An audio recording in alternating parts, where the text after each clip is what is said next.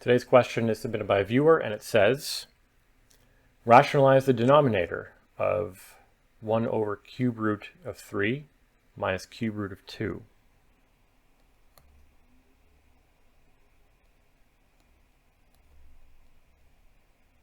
Okay, so this, I think the main thing I want to use as an idea here is understanding equations for difference of cubes and sum of cubes and so on. So what I'm going to do here is multiply and divide by, wait, will this work?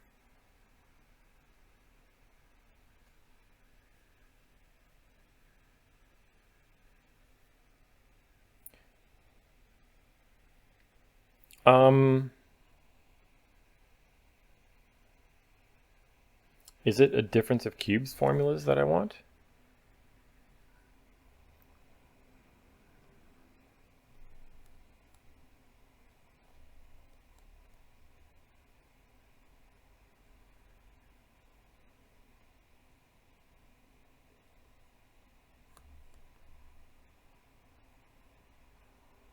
Maybe that won't work because that still doesn't make this thing rational.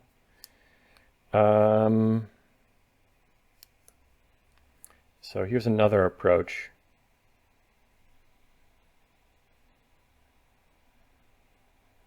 This is going to be real ugly, but in theory it should get us there. I'm sure there's like a formula for what you should multiply and divide by when you have a difference or a sum of cubes like this. I'm going to make this an absolute mess. I hope this works out. Wait, I want to multiply by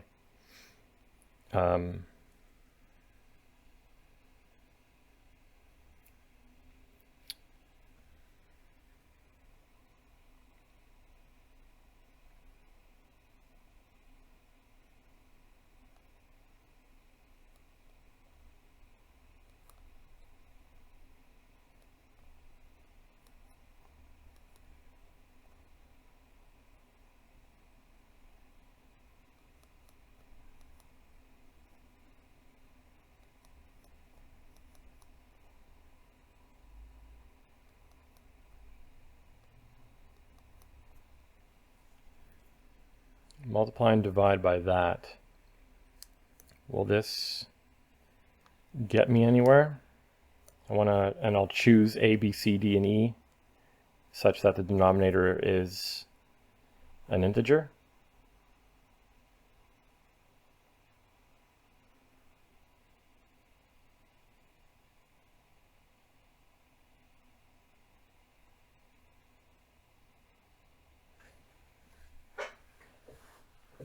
Okay, well, let's work out what the denominator is here.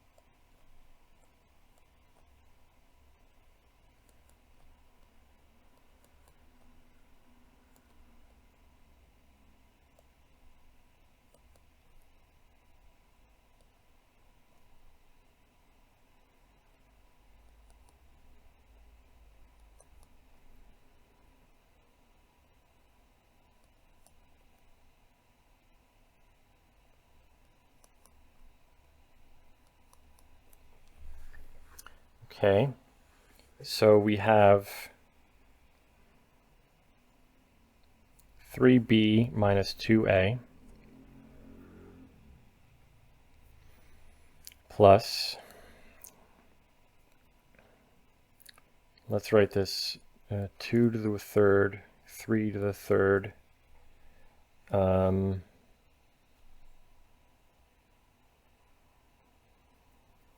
c minus d plus 2 to the 2/3, 3 to the 1/3, a minus e plus 2 to the 3rd, 3 to the 2/3,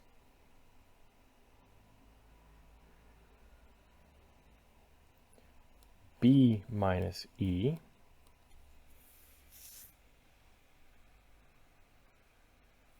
and what am I missing?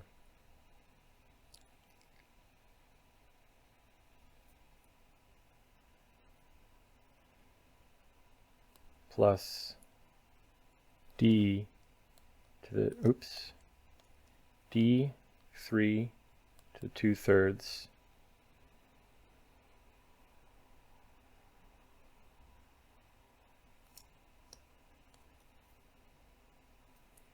minus c 2 to the 2/3. 1, 2, 3, 4, 5, 6, 7, 8, 9, 10. That's all 10 terms. So this makes it look like, in fact, that d and c have to be 0. So that's gone. And then I need a to equal e and b to equal e.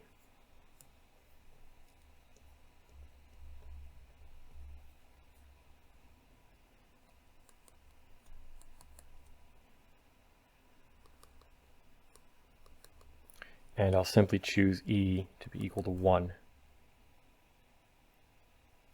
Okay, so the term I need to multiply and divide by here, a to the 2/3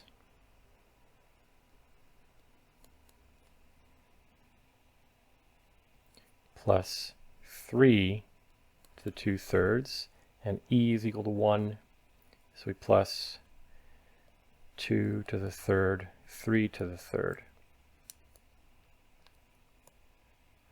Okay, so let's duplicate like that, divide, and I have 1 over 3 to the 3rd minus 2 to the 3rd. And if we multiply this out, we should get what we want. In fact, now I'm seeing, yeah, like a difference of cubes formula could have worked here. That's fine. So let's just look at the terms in the denominator that will survive. That times that will give us a 3. That times that will give us a -2. And then I'll have a 3 and a 2/3, which will be canceled by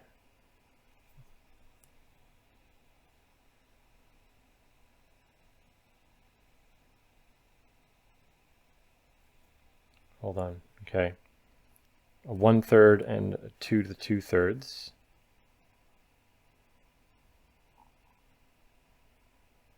How many terms will there be in total? 6, right? That survives, and that survives. And then, so there's 4 terms remaining. That times that is canceled by that times that. And that times that is canceled by that times that. All right, that's exactly why we set these equations up in the first place. So the numerator, of course, stays the same.